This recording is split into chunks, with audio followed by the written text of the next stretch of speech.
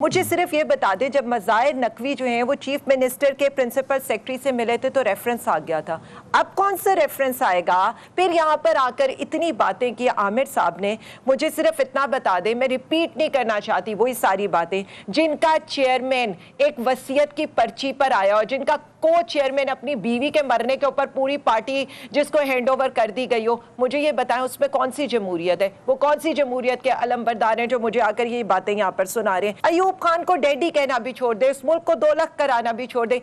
अभी बेनजीर साहिबा क्या जनरल मुशर्रफ से NRO 2 लेकर नहीं आई थी यहाँ पर? NRO 1 बल्कि NRO 1 लेकर नहीं आई थी इस मुल्क के अंदर? ये किस चीज की बातें आकर सुनाते हैं? आलिया मैम, आज आसिफ जरदारी साहब ने भी कहा है कि मुज़ाकरात से मामलात को हल करना चाहिए, तो क्या being a major political party और एक बड़ा रोल है आपका, बहुत बड़ा स्टेक होल्डर हैं आप पाकिस्तान के जो वोटर्स हैं उनमें, तो क्या आप जरदारी साहब के जो ये पेशकश है इसको इमरान खान साहब कबूल करेंगे? क्योंकि जब आइन की बालादस्ती की बात करते हैं तो उसके लिए ज़रूरी है कि जो आइनी बहरान है उसका हल निकले, और वो हल निकलेगा मुज़ाकरात के ज़रिए। टाइम दीजिएगा, मैं यहाँ पर इतनी बातें होगी मैं उन पर जवाब दे दूं। पहले तो मैं रिस्पेक्टेबल काजी फाइज ईसा पर मुझे सिर्फ ये बता दें, जब मज़ाहिर नकवी जो हैं वो चीफ मिनिस्टर के प्रिंसिपल सेक्रेटरी से मिले थे तो रेफरेंस आ गया था। अब कौन सा रेफरेंस आएगा कि जब वो हुकूमती जो बेंचेस थे वहाँ पर उन्हीं चोरों लुटेरों के साथ बैठे हुए थे कि जिनके अगेंस्ट 1100 अरब की करप्शन का केस इस वक्त सुप्रीम कोर्ट के अंदर है, जो इस वक्त सुप्रीम कोर्ट की हुक्म अदूली कर रहे हैं। तो ये मैसेज क्या जाएगा? क्या मैसेज ये जाएगा कि तराजू के दोनों पलड़े बराबर हो गए हैं, लेवल प्लेइंग फील्ड दे दी गई है? फिर यहाँ पर आकर इतनी बातें की आमिर साहब ने। मुझे सिर्फ इतना बता दें, मैं रिपीट नहीं करना चाहती वही सारी बातें जिनका चेयरमैन एक वसीयत की पर्ची पर आया और जिनका को चेयरमैन अपनी बीवी के मरने के ऊपर पूरी पार्टी जिसको हैंड ओवर कर दी गई हो, मुझे ये बताएं उसमें कौन सी जमहूरियत है? वो कौन सी जमहूरियत के अलमबरदार हैं जो मुझे आकर ये बातें यहाँ पर सुना रहे हैं? फिर सारी बातें छोड़ें, अयूब खान को डैडी कहना भी छोड़ दे, इस मुल्क को 2 लाख कराना भी छोड़ दे।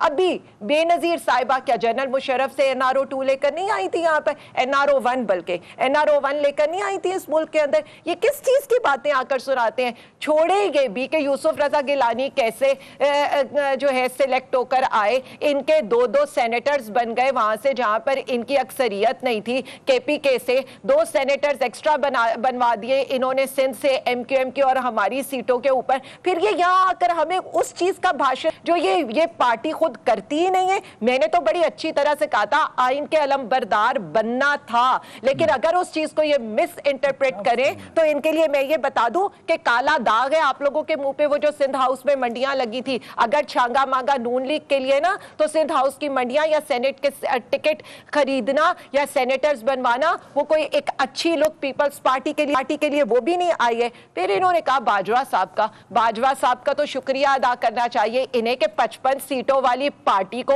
आज यहाँ पर बैठ के वर्ल्ड ट्रिप करवा रहे हैं। 20-20 उनके वजीर, मुशीर, पार्लिमानी सेक्रेटरी, स्टैंडिंग कमेटी के चेयरमैन बना दिए, जिनको कल तक ये पता नहीं था कि उन्हें यहाँ पर कोई पूछेगा ही नहीं, या पूछेगा तो क्या होगा, जिनका ना पंजाब में कोई से है ना काउंसलर लेवल का कोई औकात है।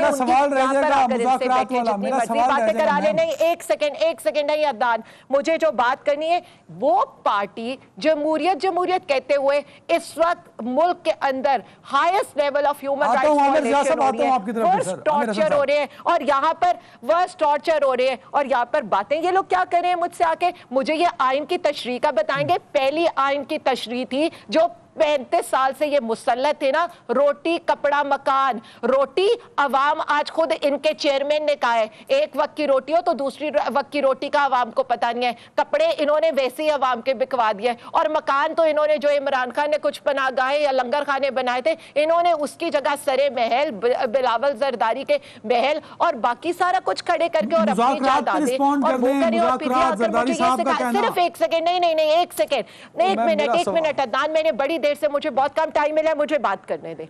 मैं ये नहीं बात करना चाहती थी, लेकिन मुझे आज ये बताएं कि ये लोग किस तरह के लोग हैं कि जिनको अवाम मतलब ये आइन को इस्तेमाल करते हैं सिर्फ अपने लिए, अपने मफाद के लिए, चाहे वो 1973 का आइन हो उसकी मैनिपुलेशन करनी हो, अपने लिए करनी हो, 18वीं तरमीम हो अपने सिंध हाउस को भरने के लिए करनी हो तो वो भी ठीक है। आज तक 18वीं तरमीम हुए कितना टाइम हो गया, किसी जगह पर यूनियन काउंसलर लेवल तक वो मैं लेता हूं इनसे रिस्पॉन्स। आलिया मैम टाइम खत्म हो रहा है, मुज़ाकरात के जरिए मामलात हल होने चाहिए। नहीं देखे, मैं मुझे पहले पूरी बात करने दें। यहाँ पर ये जो आइन और कानून की बात करें ना, आज इलेक्शन कमीशन पार्लियामेंट को कह रहा है कि मेरी मर्जी की कानून साजी करो। मुझे बताएं जो एक ट्रिब्यूनल है सिर्फ इस वजह से हो जाएगा। यहाँ पर जब वजीर आजम ये कहेगा कि मैं सुप्रीम कोर्ट के चीफ जस्टिस को नहीं मान रहा, यहाँ पर SHO ये कहेगा मैं मजिस्ट्रेट को नहीं मान रहा, यहाँ पर एक सिपाही कहेगा मैं IG को नहीं मान रहा, तो यहाँ पर इलेक्शन कमीशन यही कहेगा ना कि मेरे लिए कानून साजी करो। हालांकि वो एक ट्रिब्यूनल है और 2/3 के बगैर उसको कोई चीज हम नहीं डेलीगेट कर सकते, नहीं हम उसको कोई चीज डेलीगेट नहीं कर सकते। आलिया मैम बस please, time is over. Alia ma'am बहुत टाइम मैंने दे दिया आपको बगैर रुके।